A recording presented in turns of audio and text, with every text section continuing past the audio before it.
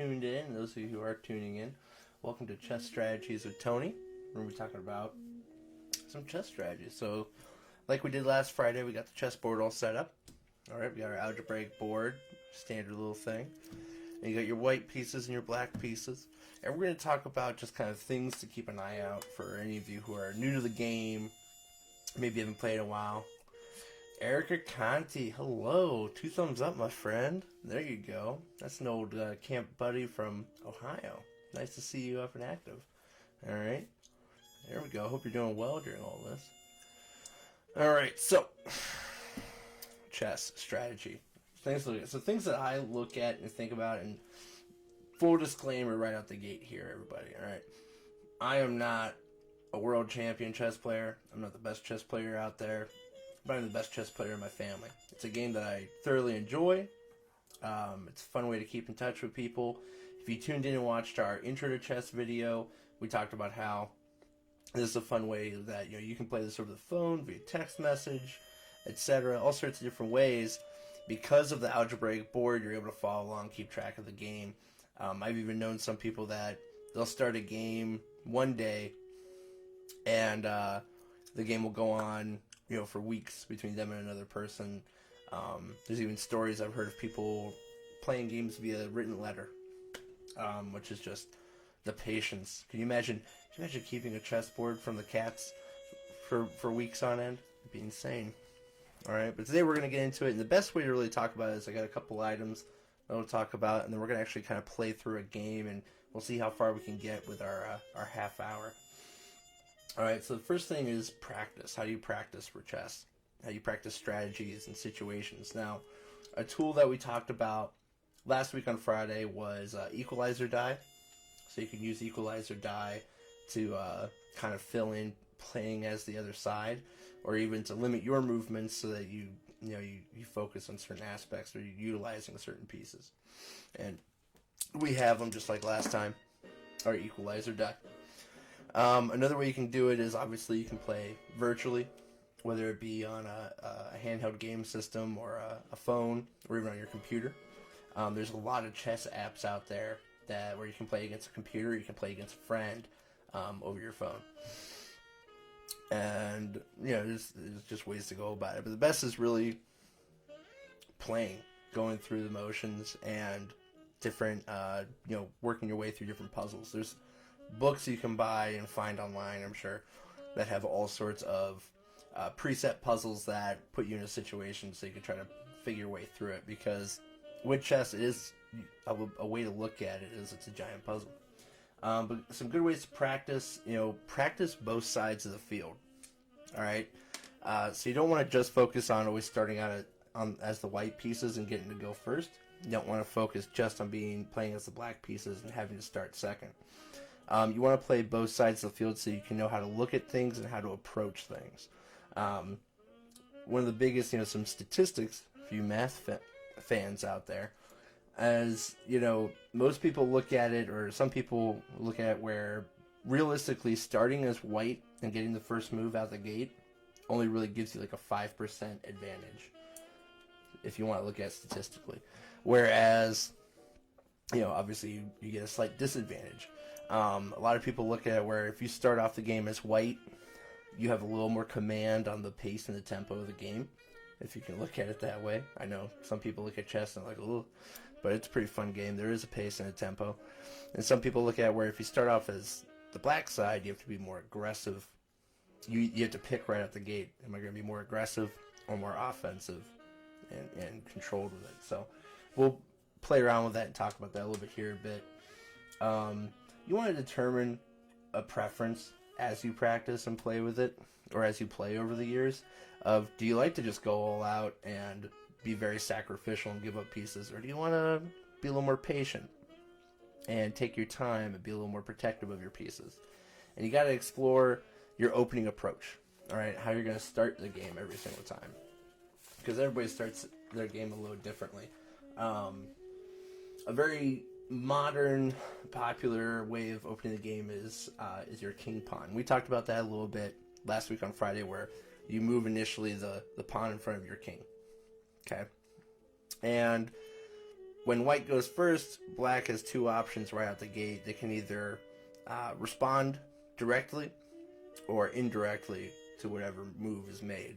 And what I mean by that is, say I do make my first move with my pawn, my king pawn here on e2. And I move them to 2 spaces forward, because remember, pawns, first move that they can make 2 spaces forward. But something to think about on pawns is pawns cannot move backwards. Alright? So the more you move your pawns, the more you're taking away your initial front line defenses. Okay? So I made these cool cheat sticks, and I'm not even using them. So we moved our pawn, alright, from e2 up here to e4 as our initial movement. So the black side, or the opposing side, they either have to make a move that's going to counter it directly, alright, or that is going to counter it indirectly. So directly would be along the lines of moving either the pawn that's here at f7, alright, or the pawn that's over here at d7, up 2 spaces for its first move, to put this guy into a check, alright, and so to speak. Alright, now check against average pieces, we're not so worried about, because remember, if someone puts your king into check, that's when we have to do something immediately to save that piece. Alright, so let's say they just decide to move that d7 up.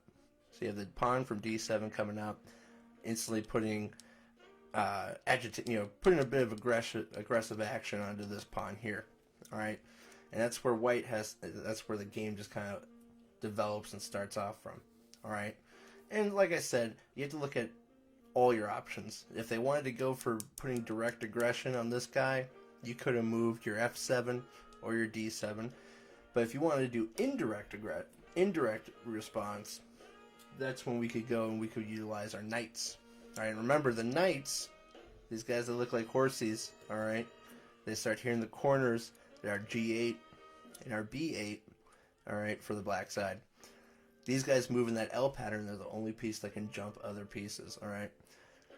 And a way that you can use it, you could do a more of direct, where in this circumstance, this knight is now putting pressure on this pawn because he moves in that L. And you can put direct pressure onto this pawn. Or, in general, he could just be moving to scout things out. Because a common theory or strategy or idea in chess is you want to have control of the center of the board, of this middle ground, as much control and influence over as possible. So it's going to give you strategic and tactical advantage over your opposing side. Okay, so black moving out, you could debate back and forth. I know my preference when I'm playing as black is I try to go as long as I can before I have to move my pawns, and definitely go as long as I can before I have to move my queen and commit her, because the queen is one of the most mobile pieces in the game for me, you know. And as soon as I start moving those pawns, it's opening up inlets to my heavier pieces, but it's also opening up opportunities for them to escape and move out and start doing work against the other player. But a common indirect is moving your knight out, putting him into a place where he's putting pressure on this pawn, this first move from white, but he's not in a situation where he's compromised. There's no pressure back on him. All right. If I'm playing white though, I'm actually not a big fan of the king pawn first move. I like to go with the queen pawn first move. I'll come out twice because this is how I look at it. I got this one piece up, but he's already backed up by the queen if I really had to or wanted to or get anything crazy going on. Alright? And when we get a little further in here and start talking about the King's Gambit, which is something we're going to get into a little bit, this is the start for Allure to try and start guiding how the other player is moving their pieces. And we'll talk about that a little more here in a second. Now, Gambit, moving on. What is a Gambit? We just mentioned a King's Gambit, which is something we're going to get into here in a second. What's a Gambit at all? Well, a Gambit, it's a device or an action. It's your opening move, typically, entailing a degree of risk. So a Gambit is you're risking putting something out there that you could lose in exchange for that little bit of a step up position-wise. All right. In chess, typically, there's not just the king's gambit. There's all sorts of little gambits that you can set up because you're trying to coerce your opponent to capture something and put their pieces into pretty much into a position where they're not going to be so effective or be able to accomplish exactly what they want to do, which is to get you into checkmate. While at the same time, you're putting yourself in a good position. All right? And so as far as strategy, there's all sorts of gambits you can learn and memorize, but in all honesty, with any strategic plan, whether it be chess or a lot of things, it's good to go into it with a plan, an idea of where you want to go and how you want to do it, but be prepared for that plan to fall through, because it's very easy for that to happen. In chess itself,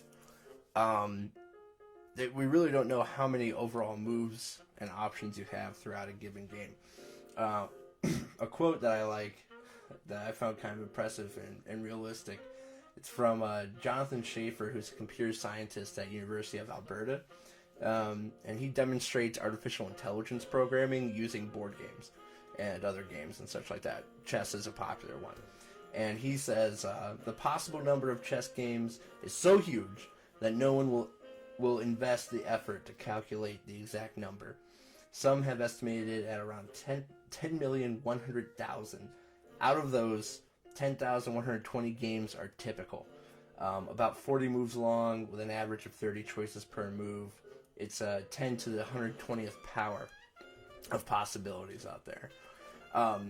So when you go and you watch some of these biographies of infamous, chess champions and chess masters who have, been just completely taken over by the game, that's where it kind of comes from. It's because they're focusing on the, it's like trying to sit down and count to infinity almost. It's a lot. Don't do it. You'll be there all day and then some. All right. So there's a lot of options, and it's really where you have to just go through and do your process of elimination and think, okay, what am I willing to risk? What am I willing to lose?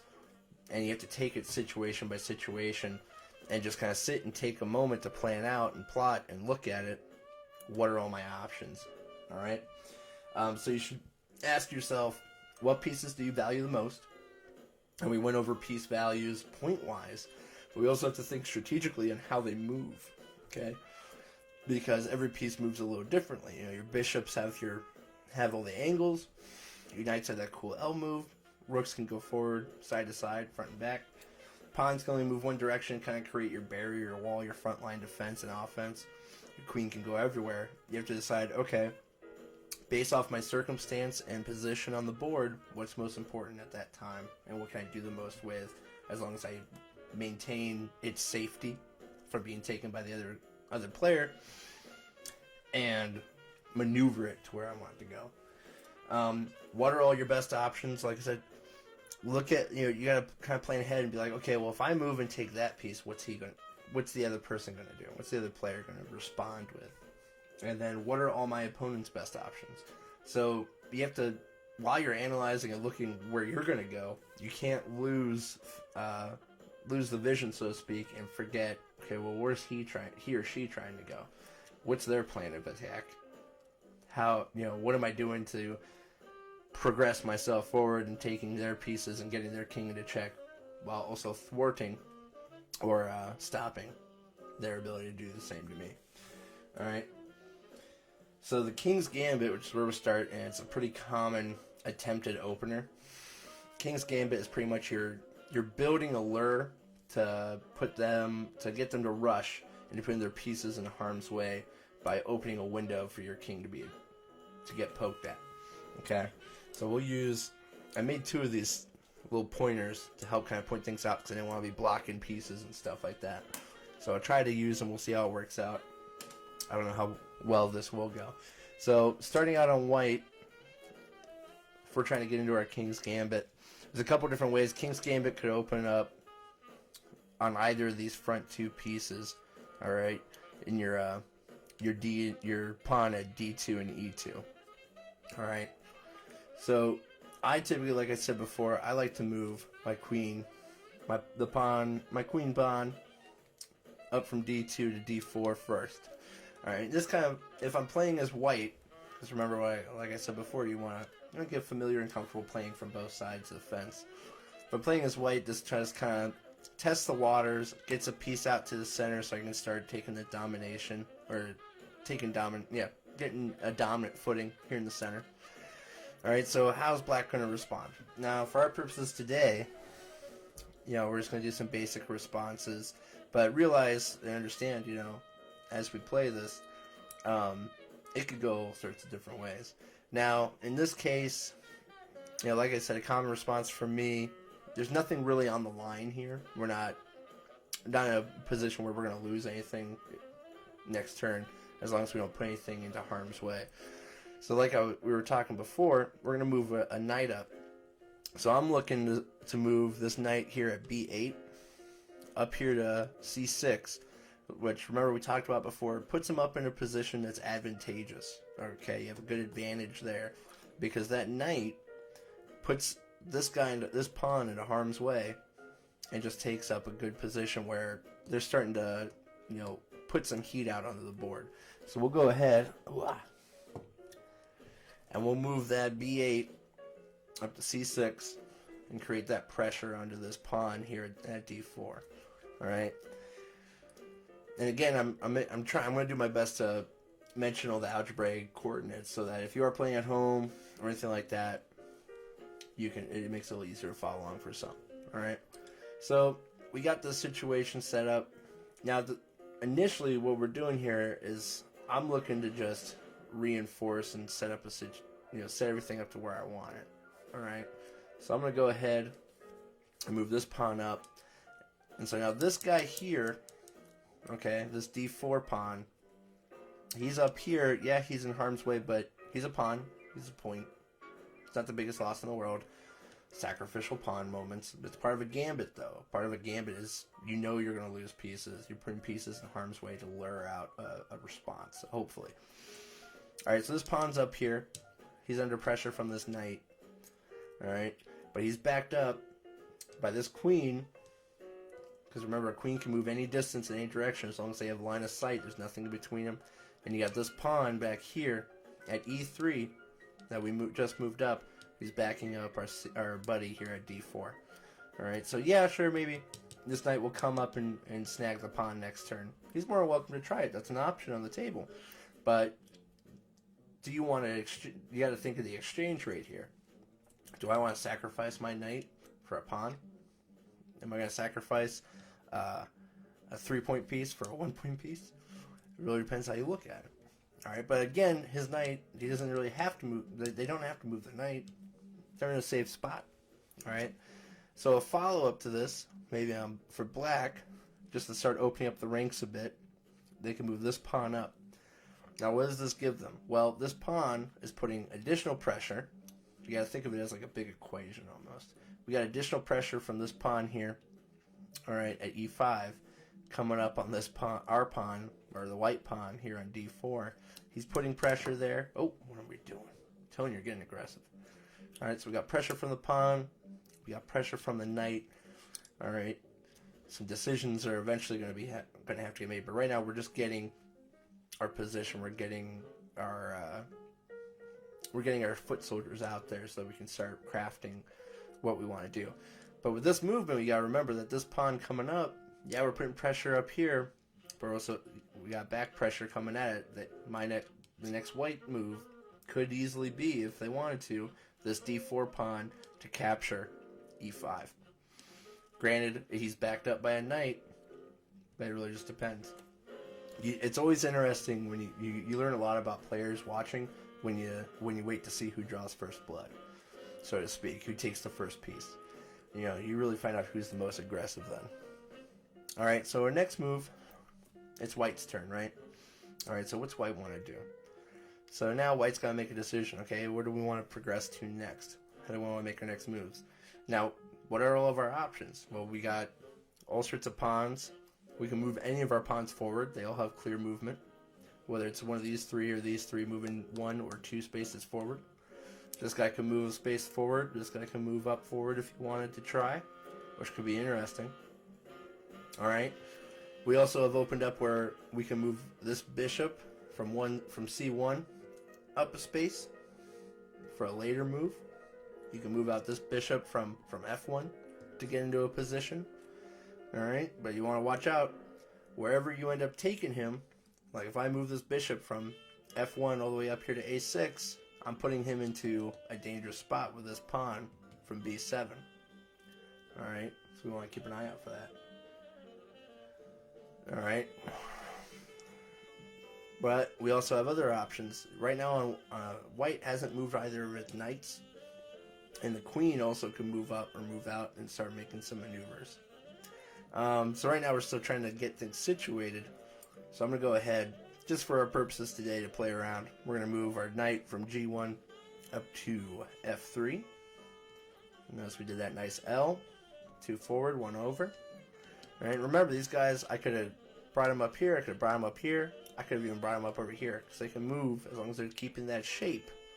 They can make all sorts of decisions. You really got to pay attention to all your options because of that. And right now, with moving that guy up here to f3, we put pressure onto the pawn, and we're going to see what they do next. So let's say, for argument's sake, they decide to bring this bishop up. This is where the gambit kind of starts falling into place. And they bring this bishop up here. So I just move that bishop from f8 over to b4. Nice open channel for him to move through. And by doing that, we've placed the king here at e1 in check. So I gotta make a decision. Alright? So that king at e1. Now obviously I don't have any pieces arranged on the board that are able to capture the bishop. Alright? Because if that was set up, then that could be an option.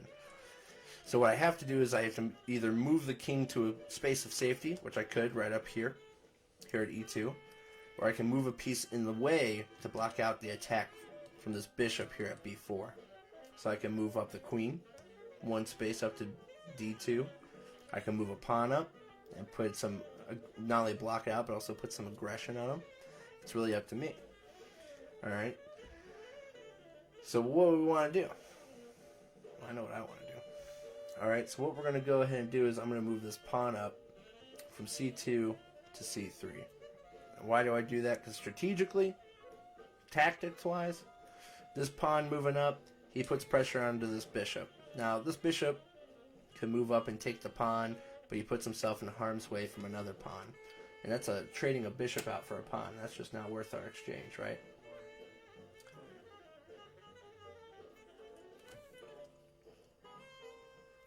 But what we could also do, this bishop, he could run away. Alright, so he could either back up space, come over here to a5, move up here to a3. He could run away back here onto one of these lines across the angle. Alright, if he goes here though, he's in danger. If he stays here, he's in danger. If he goes there, he's in danger. If he captures, he's in danger. So the best bet is to run. So if you're playing as, if you were in control of the black pieces, you got to think about, all right, what's going to happen a couple moves down the road? If I move my bishop back, yeah, he's safe for the next turn, but you could get encompassed. And so just to show you guys, we'll show that. So let's say we moved him back there to a5. All right, well now as the white player, all I have to do is put some heat on that bishop, is move this guy up, all right, to b4.